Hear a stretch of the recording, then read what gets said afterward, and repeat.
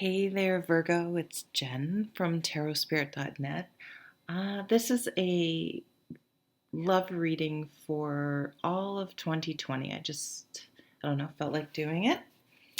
And so I'm using the Tarot of Sexual Magic. If you guys watch a lot of readers, I'm sure you've seen these before, but if not, there's a lot of nudity on these cards, and we're going to be talking potentially about sex. So if that's not your thing. You may want to, or you should not watch this.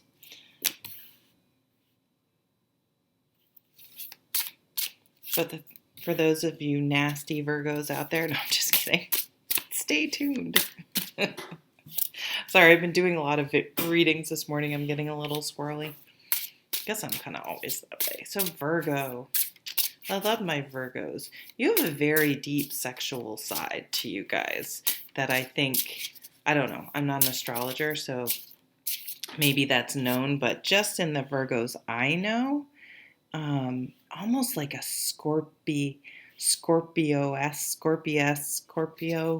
type depth to you. Like there's a lot going on under the surface, which is, I think, makes you guys very sexy and attractive because there's an intensity there and almost like that like tidy and organized Virgo, but in the bedroom is a totally wild, I don't know if it's a wild side, but from being kind of structured and a little bit rigid maybe, the way your home is, but once you guys get in bed, yeah, anyway, you know what I'm talking about. 9 of Wands. To me, this card comes off as having resisted someone. Here's what I see. I see someone like the girl in this the lady in this picture has grew up in maybe a rural area and went off and went to college and had more worldly experiences and comes back and here's this. Does this sound like a Hallmark Channel movie? And comes back to their rural hometown and this was the guy next door or whatever, and he sort of always stayed and really maybe get an education, and she thought that she wanted to find a lawyer or a doctor or everything, and she's gone out in the world and had experiences and come back around and realize that that doesn't mean jack, and that compatibility and person who loves you and cares about you, and just because they couldn't afford to go to college doesn't mean they're not intelligent or as worthy or a formidable good match for you as someone else. And it took life experience to figure that out, to get to that point, to realize you were more worried about what society thought than what your heart said. And you're starting to figure those things out and really, and we intellectually know these things, but to get past our egos and everything, or this could be someone else. I mean, this could be someone else with you or whatever, and it doesn't even have to have anything to do with education, but for some reason not seeing someone as a match for superficial social construct reasons. Could be a different race, could be a different religion, could be, I don't know, some bullshit reason that some people in society put on relationships. And you didn't have the maturity or strength of character to realize, to allow yourself to be with the person you truly wanted to be with for some superficial reason. But it's coming full circle. So I gotta move these because they're in the way. Five of Swords. The swords cards in this deck are really into butts. I don't know. I'm just gonna. That's like one of them. Hopefully it comes up because it's hilarious. The guy's just like, you'll see it if it comes up. So Five of Swords. What I'm getting is you're realizing both of you are on the same side, and there had been some sort of divide, and um and it's you guys have overcome that. You've realized that it was, like I was saying before, it you were always sort of on the same page, but didn't see it before for some reason. Three of Cups. Yeah, one of you had to go out and see the world, had to experience other relationships, had to have that freedom. Maybe one is a fire sign. But once they had that freedom, realized everything they needed was. So I don't know if this is actually someone you were ever with, or maybe it was someone you were with again. I don't really see it as you coming back with an ex that you had a relationship with and it ended because you were not compatible. Like, I'm not seeing that. I'm seeing it more, again, a childhood love where one of you left or went to college, or it ended more because of um,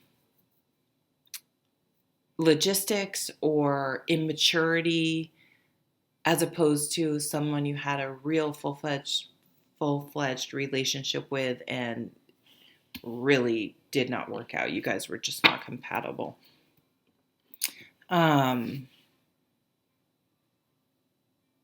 And one of you, maybe the insecurity, you kind of went for people that didn't treat you so well because you didn't feel worthy.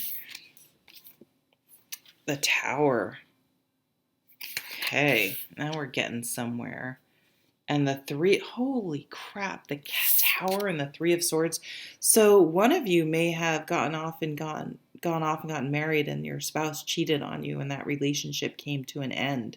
Who knows, maybe you moved back home with your parents, or you decided to move back home because you had moved for them.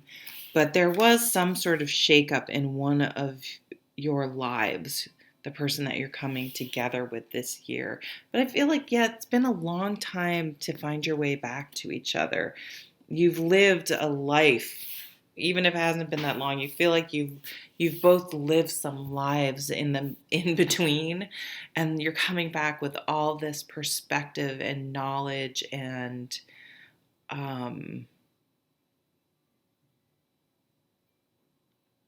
life experience. What's going on here? Like, I definitely could see you having both been married and divorced. The Lovers. Ooh. And maybe one of you, Queen of Pentacles, maybe one of you cheated on your spouse and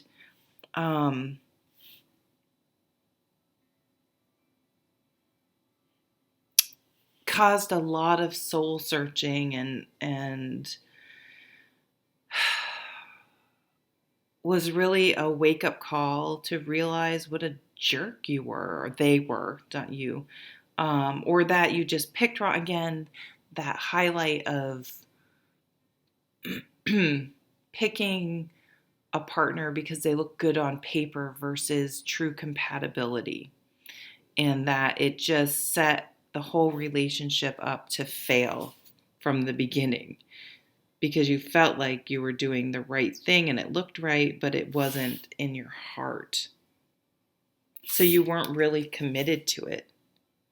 But now, committing to a person, you understand that it's not getting that ring on your finger or getting a ring on that other person's finger and getting married and saying I do, but how you choose yourself, how you choose the other person, and all the little choices for the rest of your life, right? Standing up and saying, I do. Yeah, that's easy, whatever. It's a party.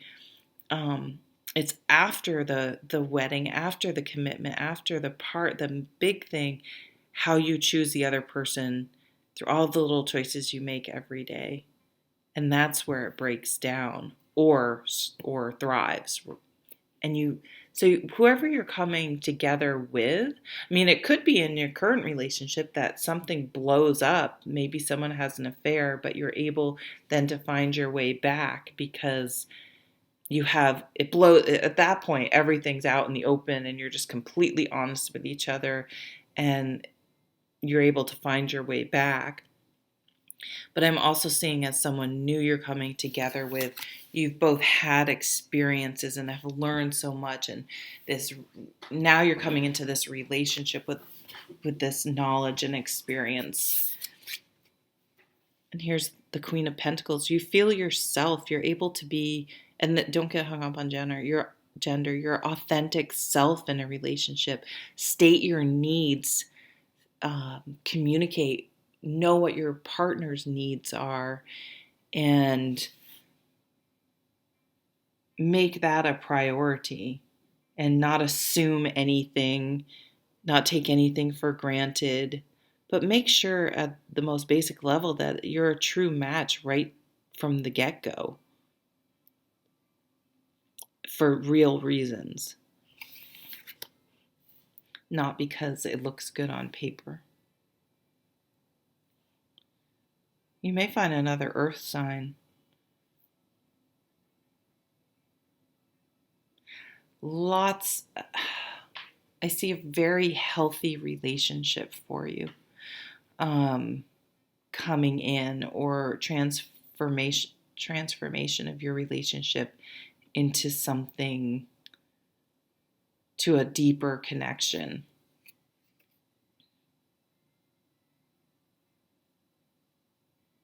Yeah. Okay, Virgo, thanks for joining me, and I'll see you at the next video. Take care.